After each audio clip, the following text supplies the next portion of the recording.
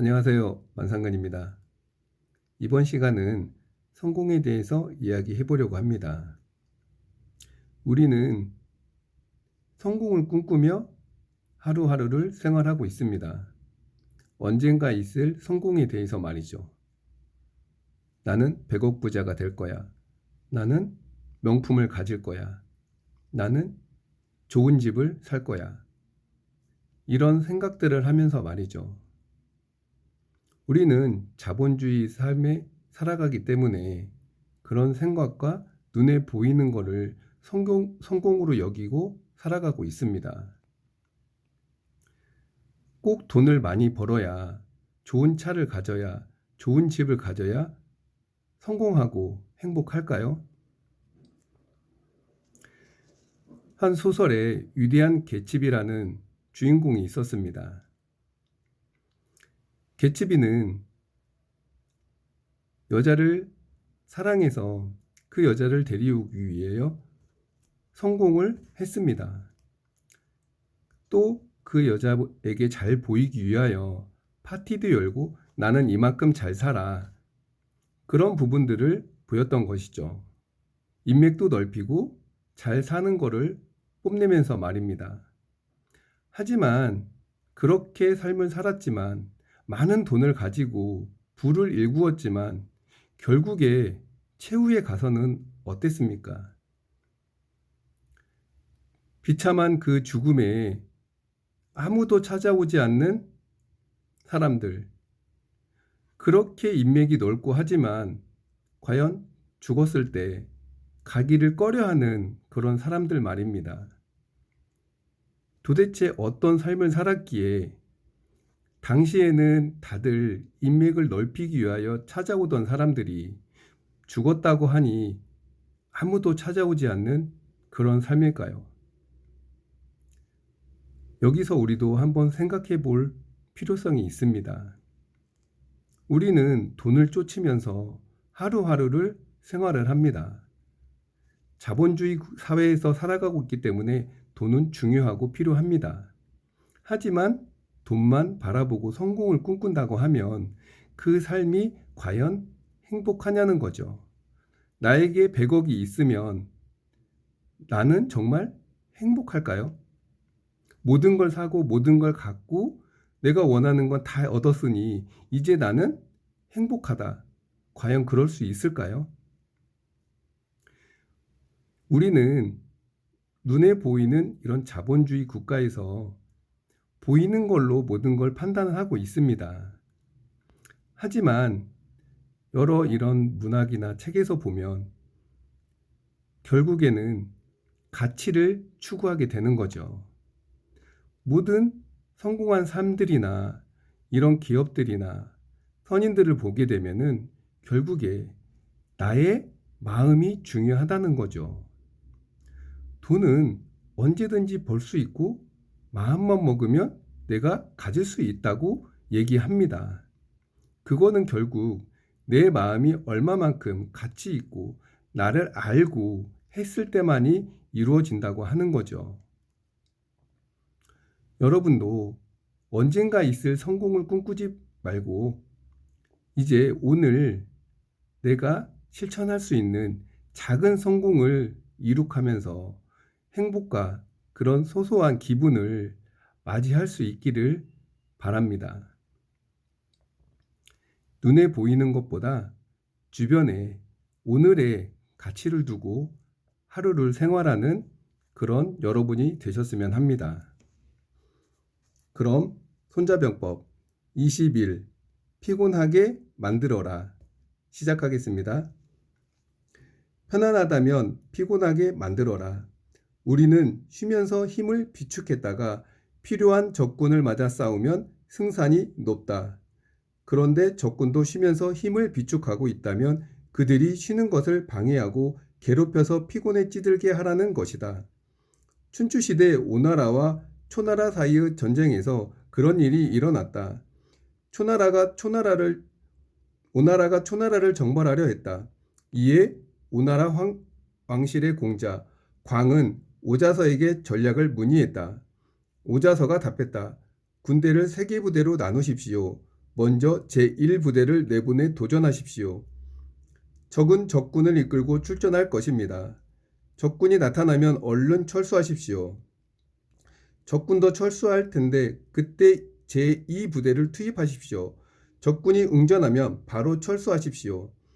이런 식으로 우리 부대가 돌아가면서 계속 적을 괴롭히면 적군은 응전하느라 피로해집니다. 적이 피곤해졌을 때 우리는 모든 부대를 동원하여 일거에 공격하여 제압합니다. 공자광은 오자서의 전략에 따랐다.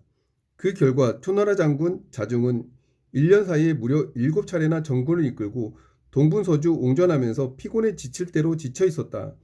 오나라는 마침내 총공세를 퍼부어 초나라의 수도까지 함락했다. 삼국시대 조주와 원소가 관도에서 대전하기 직전 전풍이 원소에게 건의했던 전략도 이것이었으나 원소는 듣지 않았다. 전풍의 전략은 이러했다. 조조는 용병술에 능하니 가볍게 대적할 일은 아닙니다. 차라리 지구전으로 가십시오. 장군께서는 산과 강의 견고함에 의지하고 4개 주의 땅을 보유하고 있으니 밖으로는 호걸들과 연맹하고 안으로는 농업과 군사훈련에 매진하면서 정예를 차출하여 허점을 엿보아 황하 이남을 괴롭히십시오. 우측을 방어하면 좌측을 공격하고 좌측을 방어하면 우측을 공격하십시오. 적군은 응전하느라 기진맥진하고 적의 백성은 생활이 불안하니 민심에 흉흉해집니다. 우리는 괜찮은데 적은 이미 공경에 빠지는 것입니다. 이런 식으로 3년이면 앉아서 제압할 수 있습니다. 지금 승산이 있는 전략을 마다하고 단 한 번의 대결로 승패를 결정하려 하다니 후회 막급일 것입니다. 모태똥은 홍군의 전술을 이렇게 요약했다. 적이 전진하면 우리는 후퇴한다. 적이 주둔하면 우리는 교란한다. 적이 필요하면 우리는 공격한다. 적이 후퇴하면 우리는 추격한다. 적이 역시 위와 비슷한 전술인 것이다. 병법은 사실 쉽다. 판단이 어려운 것이다. 예를 들어 적군이 왔을 때 당신은 저들이 총공격을 하러 온 건지 그저 고란시키러 온 건지 어떻게 알 것인가? 판단하기 쉽지 않은 것이다. 그러므로 모태똥은 솔직히 고백했다. 일단 전쟁이 벌어지면 병법을 다 까먹는다. 수시로 긴급 상황이 벌어지는 전쟁터에서 즉각 방침을 정하고 결단을 내려야 하는데 병법이 떠오르는 여유가 있겠느냐는 것이다. 그렇다면 어떻게 해야 하겠는가? 당신의 머릿속에 전체 그림이 그려져 있어야 한다. 그래야 당신이 적을 요리할 수 있다. 그렇지 않으면 적이 당신을 요리하게 될 것이다. 우선 내 입장에서 말하자면 자신을 불패로 만들어야 한다. 패배하지 않으려면 함부로 출전해서는 안 된다. 마치 이목처럼 흉노를 방어할 뿐 응전하지 않는 것이다. 내가 아직 준비되지 않았으니 적이 아무리 도발해도 상대하지 않는다. 1년을 준비해도 부족하면 1년 동안 출전하지 않는다. 10년을 준비해도 부족하면 10년 동안 응전하지 않는다. 그러나 준비가 되었다면 준비가 된 순간이 곧 움직일 때이다. 그리하여 단 한 번의 싸움으로 문제를 해결한다. 이어서 적군을 대할 때는 당태종이 이세민의 전략이 간명하다. 그가 고백했듯 고금의 병법서를 두루 읽었지만 한마디로 요약하면 5자라는 것이다. 곧 다방이오지 온갖 수술을 다 동원하여 상대의 실수를 유발하라는 것이다. 아군이든 적군이든 무릇 수뇌부는 모두 똑같이 병법서를 읽었으며 심지어 달달 암송까지 했을 것이다. 그런데도 결과에 차이가 벌어지는 이유는 무엇일까? 판단에 있다. 지금 어떤 일이 발생할 것인지 당신이 판단할 수 없기 때문이다. 하지만 곰곰이 생각해보면 문제의 핵심은 저쪽이 아니라 이쪽에 있다. 적의 상황을 판단할 수 없는가? 그것은 표면상 당신의 적의 상황을 판단하지 못하는 것이므로 보이지만 본질적으로는 당신이 자신의 상황을 판단하지 못하는 것이다. 당신이 자신의 상황을 정확히 판단할 수 있다면 대응책을 마련할 것이고 그것이 공격이든 방어든 대응책의 전체 그림이 그려진다면 적이 어떻게 도발해도 적절히 대응할 수 있기 때문이다. 여기서 얘기했듯이 우리는 판단을 할 수 있어야 합니다. 성장을 하고 있는 이런 기업에 투자 계약이 하겠다고 찾아옵니다. 그러면 조건도 좋고 이익도 꽤 괜찮아. 이렇게 하면은 몇 년 투자만 잘 이루어지면 우리 회사도 크게 성장할 수 있다고 생각할 수 있습니다. 그런데 우리는 판단을 해야 합니다. 과연 어느 기업에서 누가 왜 나에게 투자를 하는지, 그렇다면 상대편에서는 우리의 투자를 해서 무슨 이득이 발생하는지, 또한 우리에게 얼마만큼의 가치가 있는지, 금전적인 이익이나 회사의 어떤 이미지와 맞는지도 판단을 해야 합니다. 그래서 얘기했듯 가장 중요한 나는 왜 이 사업을 해야 하는지에 대한 가치가 맞는지도 보아야 한다는 거지요.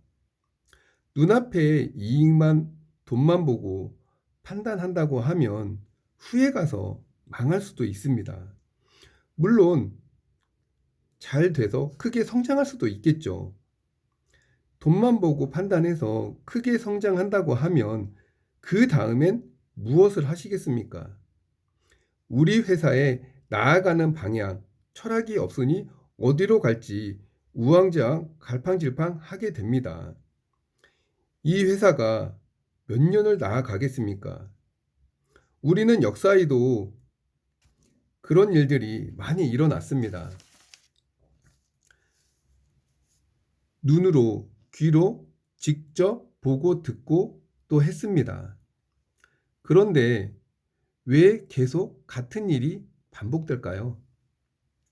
나는 그렇지 않을 거야. 나는 다를 거야. 하며 막연한 생각을 하는 건 아닌가요? 자기와 계약하며 시세를 2배를 준다고 얘기를 합니다.